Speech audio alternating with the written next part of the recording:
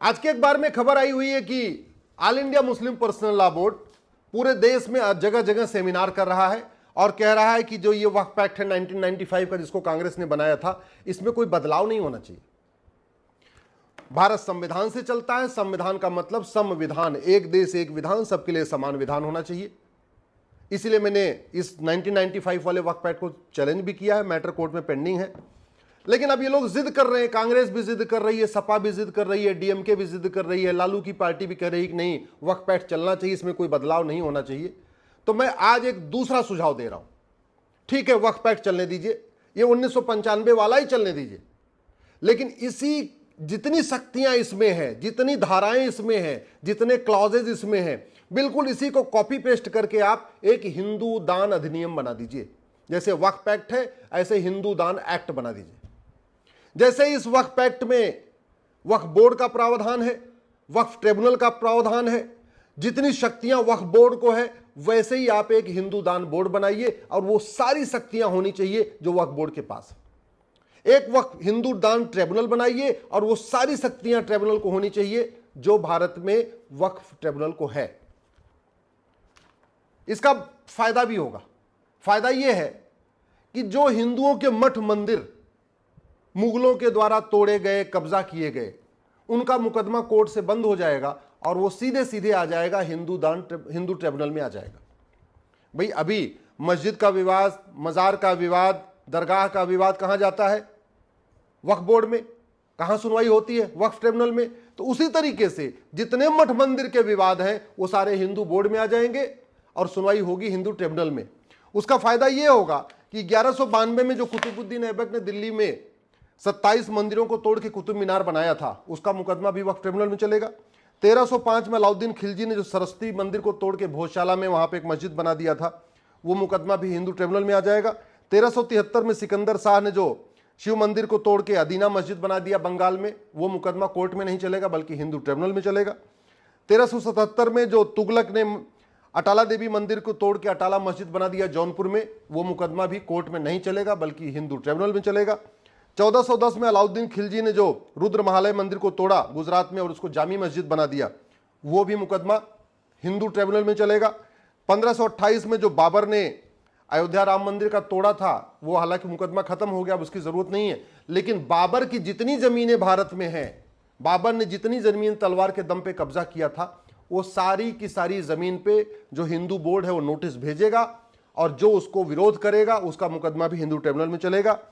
1552 में अहमद शाह अब्दाली ने भद्रकाली मंदिर को तोड़ा, उसको जामा मस्जिद बना दिया, वो भी कर्णावती में है, उसका मुकदमा भी हिंदू ट्रिब्यूनल में चलेगा। अभी कोर्ट में चल रहा है, कोर्ट से निकल के सीधे ट्रिब्यूनल में आएगा।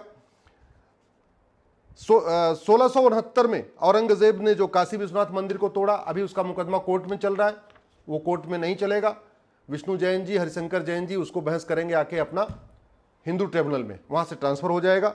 1670 में औरंगजेब ने जो भगवान कृष्ण का जन्मस्थान तोड़ा था, उसको ईदगाह मस्जिद बना दिया, वो मुकदमा भी जो मथुरा की अदालत में चल रहा है, उस अदालत से हटके सीधे हिंदू ट्रिब्यूनल में चला जाएगा।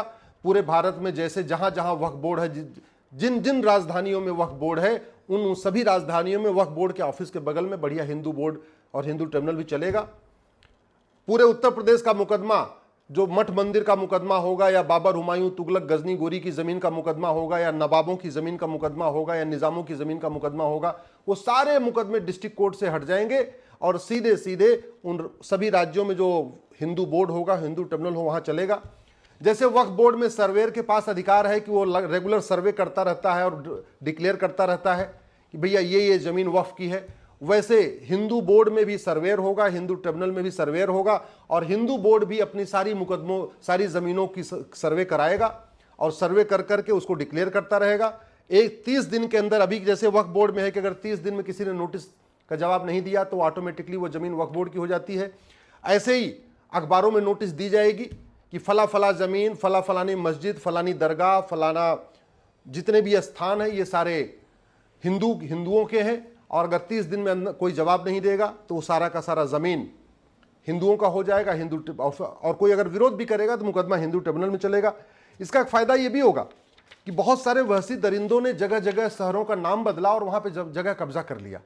तो इस जैसे मुर्शिदा खाद को मुर्शीद ने बनाया था, तो मुर्शिदा खाद में जो मुर्शीद की जमीन होगी वो सारी हिंदू बोर्ड में चलेगी। विंध्याचल में, मिर्जापुर में जो जमीन हो मिर्जा खां के नाम की होगी वो सारी उसका भी मुकदमा हिंदू ट्रिब्यूनल में। जौनपुर में जौना खां की जो जमीन होगी उसके नाम पे जो चल रही होगी, उसके जो उसके बच्चों के पास होगी, उसका भी मुकदमा आपका हिंदू ट्रिब्यूनल में चलेगा।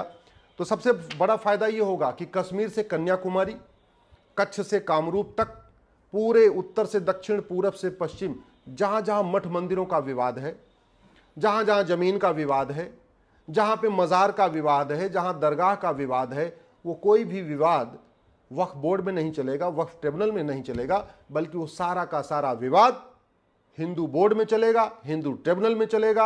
हिंदू बोर्ड के पास भी अपनी सर्वे करने की शक्ति होगी। हिंदू बोर्ड के पास भी ये शक्ति होगी कि डीएम को आदेश दे कि फलाने फलाने जगह की जो मजार है, दरगाह, इसको तोड़वाइए, तोड़वा के इसको आप रिस्टोर करिए। हिंदू बोर्ड के पास भी वो शक्ति होनी चाहिए, जैसे वक्फ बोर्ड के पास शक्ति है कि वो सीधे डीएम को आदेश करता है कि ये ज़मीन वक्फ की है, इसको खाली कराइए। तो वो अधिकार हमें हिंदू बोर्ड को भी चाहिए। बैलेंस तभी होगा। ऐसे नहीं हो सकता कि एक कम्युनिटी के लिए आप वक्फ एक्ट बना दो और हिंदू के लिए अपना हिंदू बोर्ड ना हो, हिंदू ट्रिब्यूनल ना हो।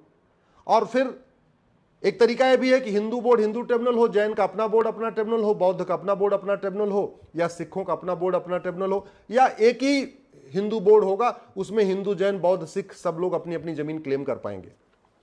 जमीन बहुत क्लेम करनी है। हैदराबाद में जो निज़ामों की हज़ारों एकड़ ज़मीन है जिसपे बहुत सारे लोग कब्जा करके बैठे हैं, उन ज़मीनों को भी क्लेम करना है।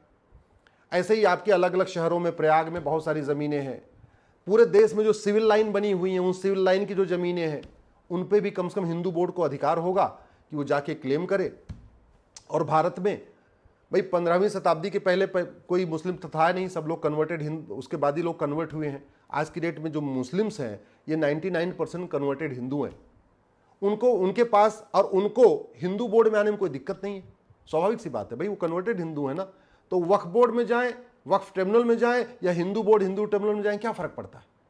इसलिए मेरा सरकार से निवेदन है, अब आप एक काम करिए, इनकी बात मान लीजिए। जो राहुल गांधी कह रहे हैं, जो अखिलेश यादव कह रहे हैं, जो ओवैसी कह रहे हैं, या पर्सनल लॉ बोर्ड कह रहा है, जमीयत उलमा हिंद कह रहा है, उनकी बात मान लीजिए। आप वक्फ एक्ट को चलने दीजिए। बस इसका एकदम कॉपी पेस्ट, एक एक धारा, एक एक शब्द वही। बस जहां जहां वक्फ लिखा है वहां वहां दान लिख दीजिए, जहां वक्फ बोर्ड लिखा हुआ है वहां हिंदू बोर्ड लिख दीजिए, जहां वक्फ ट्रिब्यूनल लिखा हुआ है वहां हिंदू ट्रिब्यूनल लिख दीजिए। जैसे इसमें 7 मेंबर होते हैं वक्फ बोर्ड में, एक एमएलए होगा, एक एमपी होगा, एक एडवोकेट होगा, एक मुतवल्ली होगा, एक जो है टाउन प्लानर होगा, एक सर्वेयर होगा, सारे के सारे मुस्लिम होंगे। ऐसे ही हिंदू बोर्ड में भी 7 के 7 तो लोग हिंदू होने चाहिए, चाहे उसका सर्वेयर भी हिंदू, उसका एडवोकेट भी हिंदू। ऐसे ट्रिब्यूनल में भी जो कम्बिनेशन है ठीक वही कम्बिनेशन आप हिंदू बोर्ड को भी दे दीजिए, दोनों को बराबर अधिकार रहेगा। अब सवाल यह आएगा कि अगर एक जमीन को मुस्लिम कहते हैं ये तो हमारी वक्फ जमीन है, और हिंदू कहते हैं ये हमारी दान की जमीन है, तो मुकदमा कहां चलेगा। तो स्वाभाविक सी बात है, हिंदू तो यहां लाखों साल से रहते आ रहे हैं, हजारों साल से आ रहे हैं, तो मुकदमा कहां चलेगा, वो चलेगा वक्फ बोर्ड और वक्फ ट्रिब्यूनल में। जब जब हिंदू और मुस्लिम के बीच में किसी जमीन का विवाद होगा, किसी मठ का विवाद होगा, मंदिर का होगा, काशी, मथुरा, भद्रकाली, भोजशाला, अटाला, कहीं का विवाद होगा, तो मुकदमा चलेगा वो वक्फ हिंदू बोर्ड और हिंदू ट्रिब्यूनल के सामने, न कि वक्फ बोर्ड वक्फ ट्रिब्यूनल के सामने। क्यों? क्योंकि हिंदुस्तान के हिंदू आदिकाल से रह रहे हैं। यहाँ हिंदुस्तान में जो मुस्लिम है वो महज 500 सालों से रह रहे हैं, वो भी 99% कन्वर्टेड हिंदू हैं। मुस्लिम तो यहाँ 1% है। बुखारी साहब बुखारा से आए, मदनी साहब मदीना से आए, दुरानी फैमिली बाहर से आई है, ओवैसी फैमिली बाहर से आई है, कुछ और पठान हैं वो भी ईरान से आए हुए हैं या अफगानिस्तान से आए हुए हैं। तो बहुत चंद लोग हैं, 1% यहाँ मुस्लिम एक्चुअली वो हैं बाहर के, अदरवाइज 99% मुस्लिम तो कन्वर्टेड हिंदू हैं। तो जब जब कोई विवाद आएगा ये सारा का सारा विवाद अपने आप खत्म हो जाएगा। सारे मुकदमे मठ मंदिरों के जितने भी मुकदमे चल रहे हैं, जहां जहां हिंदू क्लेम कर रहे हैं, वो सारा हिंदू बोर्ड के पास जाएगा, हिंदू ट्रिब्यूनल के पास जाएगा, और शक्तियां वही होंगी। जो वक्फ बोर्ड के पास है, देखिए फटाफट फैसला हो जाएगा, उनको वो भी सेटिस्फाई हो जाएंगे, उनका वक्फ बोर्ड भी उनको मुबारक, उनका वक्फ ट्रिब्यूनल भी उनको मुबारक, उनका वक्फ एक्ट भी उनका मुबारक, और फिर अपने अपने मजहब के आधार पर चलने दीजिए। बैलेंस तो इसी से बनेगा। और नहीं तो समान दान संहिता बनाइए, समान धर्मस्थल संहिता बनाइए, न हिंदू बोर्ड, न वक्फ बोर्ड, न हिंदू ट्रिब्यूनल, न वक्फ ट्रिब्यूनल, सबका खत्म करके एक देश एक विधान।